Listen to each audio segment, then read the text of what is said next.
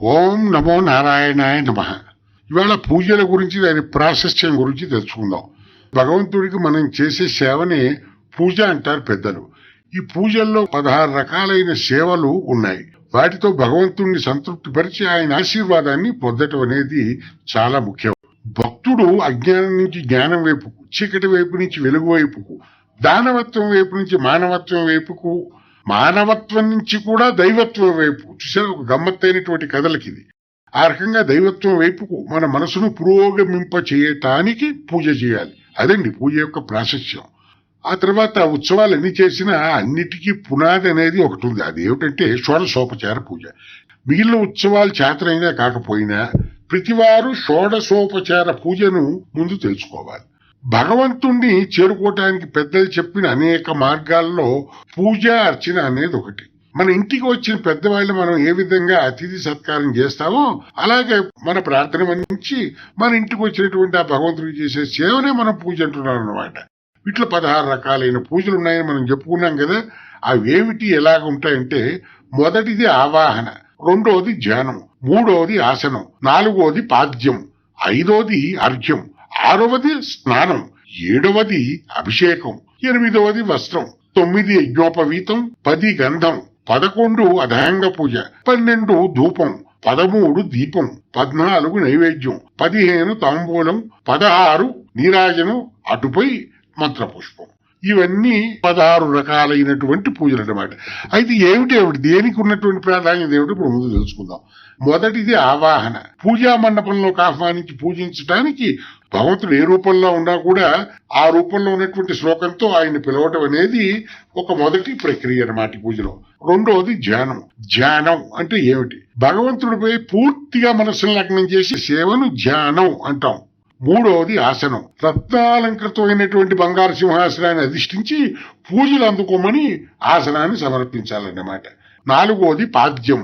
పాద్యం అంటే పాదాలను శుభ్రపరుచుకోవడానికి నీరందించటం అన్నమాట. దాన్ని పాద్యం అంటాం. చేతులు శుభ్రపరుచుకోవడానికి నీళ్లని అందించటాన్ని అర్ఘ్యం అంటాం. స్నానానికి జలం సమర్పించడాన్ని అభిషేకం అంటారు. దేవునికి పంచామృతం అంటే తేనె, ఆవు పాలు, ఆవు నెయ్యి, పెరుగు, పంచదార, ఇవన్నీ కలిపిందని పంచామృతం అంటారు. ఈ స్నానం చాలా ప్రీతికరమైంది. అదిగో ఆ పదార్థాలతో స్నానం చేయించిన తర్వాత మళ్ళీ శుద్ధమైన జలంతో స్నానం చేయించడాన్ని అభిషేకం అంటారు. ఆ తర్వాత వస్త్రాన్ని సమర్పిస్తాం. ఆ తర్వాత పూజ వస్త్రం సమర్పయామి అంటారే అదన్నమాట. అభిషేకం పూర్తయ్యాక దేవునికి సమర్పించే వస్త్రం సమర్పయామి అని అందిస్తాం. ఆ తర్వాత యజ్ఞోపవీతం, భుజంపై వేసుకోవడానికి యజ్ఞోపవీతాన్ని సమర్పించడం. అటుపై దేవుడికి గంధాన్ని, అక్షతల్ని, పుష్పాలని సమర్పించడందే అది గంధ సేవ, గంధ పూజ అంటాం. అది గంధం అన్నమాట. అటుపై అధాంగ పూజ అంటే దేవుణ్ణి అన్ని రకాలుగా కీర్తిస్తూ పూజిస్తూ ఆయనకి రకరకాల పూజా ద్రవ్యాలను సమర్పించడం అధాంగ పూజ అంటాం. ఆ తర్వాత చేసేది ధూపం. దేవునికి అగరొత్తులు ఇంకా ధూపం సమర్పించటం, వాటితో ఆయన్ని స్మరించడం ధూపం అన్నమాట. అటుపై దీపాన్ని వెలిగించి దేవుడు ముందుంచి ధ్యాన నిమగ్నులమై పూజించడం అనేది దీపం అంటారు.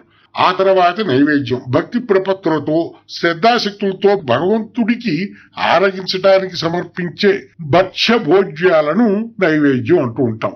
ఆ భగవానుడే మనకి ఇచ్చిన జీవితానికి ఆనందాలకు, సుఖశాంతులకు మనం మనస్ఫూర్తిగా కృతజ్ఞతలు చెప్పుకునే గొప్ప అవకాశం ఇదిగో ఈ నైవేద్య సమర్పణం. ఆ తర్వాత మనం భక్తితో సమర్పించే మరొక విషయం ఏమిటంటే తాంబూలం. భక్ష్యభోజ్యాలతో సంతుష్టుడైన దేవుడికి తాంబూలం సమర్పించడం అనేది కూడా మరో గొప్ప పూజ. చివరిగా మనం చేసేది నీరాజనం. దేవునికి కర్పూరం వెలిగించి హారతిచ్చి దిష్టి తీసి మంగళం పాడి మనం కళ్ళకు అద్దుకోవటం అనేది నీరాజన పూజ అంటాం. అటుపై మంత్రపుష్పం.